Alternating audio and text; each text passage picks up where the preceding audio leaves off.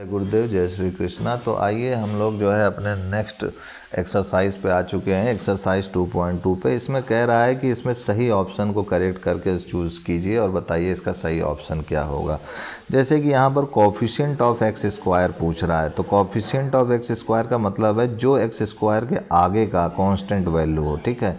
तो x square के आगे का मान यहाँ दिख नहीं रहा, जबकि ये वास्तव में यहाँ 1 होता है। जहाँ कुछ नहीं लिखा होता वहाँ 1 होता है, तो -1 इसका जो है कोफिशिएंट ऑफ एक्स स्क्वायर हो जाएगा। ये ध्यान रखिएगा। और इसको लिख कैसे सकते हैं हम लोग, लिखने के तरीके में जैसे 2 - x square plus x cube है, तो इसको 2 प्लस फिर ब्रैकेट में -1 x square plus x cube. तो ये जो -1 है ये जो है आपका कोफिशिएंट ऑफ एक्स स्क्वायर कहलाएगा। इसलिए इसका जो है फर्स्ट ऑप्शन जो है सही होगा, -1 इज़ द करेक्ट आंसर।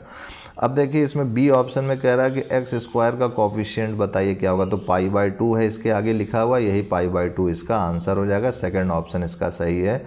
यहाँ पर कोफिशिएंट ऑफ एक्स पूछ रहा है, तो इसके आगे जो है जहाँ कुछ नहीं लिखा है यहाँ पर 1 माना जाएगा, तो माइनस लगा हुआ है, तो -1 इसका कोफिशिएंट हो जाएगा एक्स का।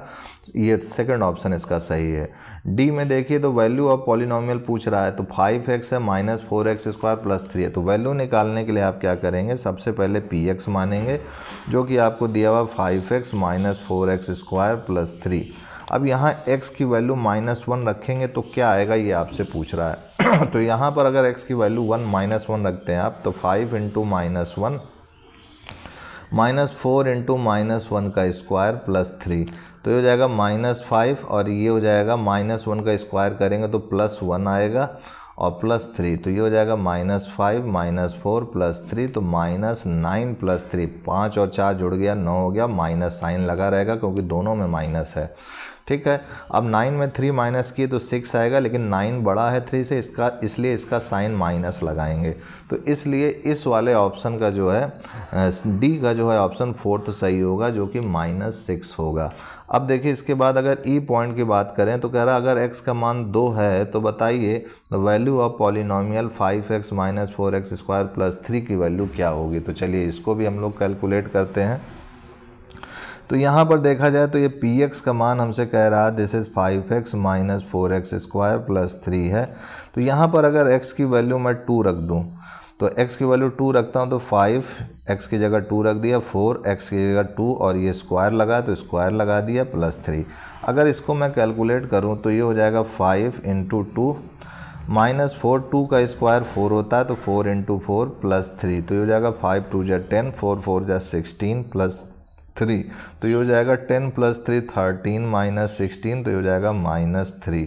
तो ये जो -3 है यही इसका आंसर हो जाएगा। तो यहाँ पर देखा जाए तो इसका सेकंड ऑप्शन करेक्ट होगा। अब इसमें कह रहा था वैल्यू ऑफ पॉलिनोमियल बताइए क्या होगा अगर y की वैल्यू 0 है।